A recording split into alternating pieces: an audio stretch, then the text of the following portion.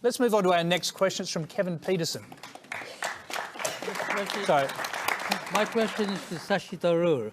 Happy Onam first. Oh, thank you. You too. You mentioned about Britain, mentioned that Britain left India in a worse off condition than had it been without Britain. You also mentioned about reparation from Britain.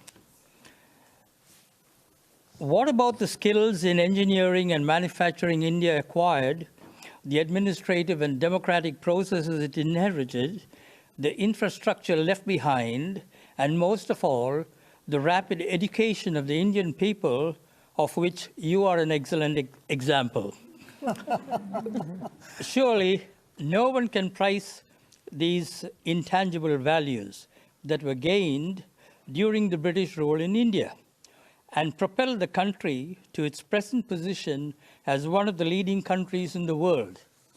Finally, one more question. I'm doing a Jeffrey Robertson here.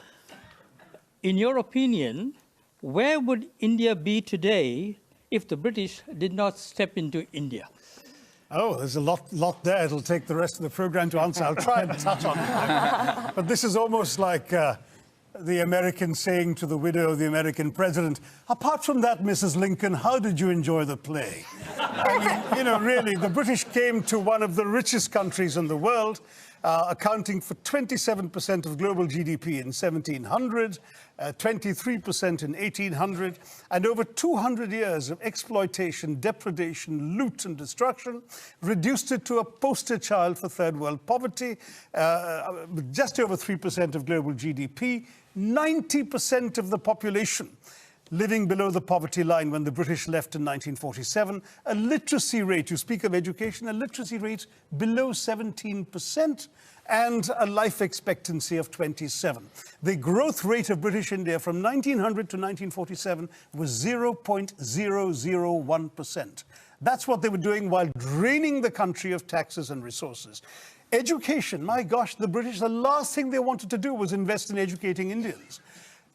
Will Durant, the American historian traveling in India as late as 1930, pointed out that the entire expenditure of the British on education in India, from the nursery level to the highest universities, was less than half the high school budget of the state of New York. All the Indian institutes of technology, the engineering achievements you're talking about, were established after independence by the government of India. There is simply no comparison between the accomplishments of India rising from the ashes the British left us in and what was done in 200 years. I've given many figures. Just take one example, the textile industry, because India was a huge exporter of For 2,000 years, it was the world's leading exporter. What happened? In fact, in the Roman Empire, there are debates recorded by Pliny the Elder of Roman senators complaining about the amount of the Roman Empire's gold that was being sent off to India because of the tastes of Roman women for Indian muslins, linens, and cottons. Was it just modernism, the Industrial Revolution that destroyed it, or was it something else? No, that's the excuse that apologists like to make, that, you know, oh, it's not our fault, you just missed the bus for the Industrial Revolution. Well, we missed the bus because you threw us under its wheels, is what I tell the Brits. I mean, the fact is, in the name of free trade, the British came in and destroyed the free trade that had made India a leading exporter of textiles. The British soldiers smashed the looms so people couldn't practice their craft. They imposed punitive duties and taxes on the export of Indian textiles while lifting duties on the import of British cloth. And they achieved a captive market at the point of a gun. This is not exactly free trade, as you can imagine.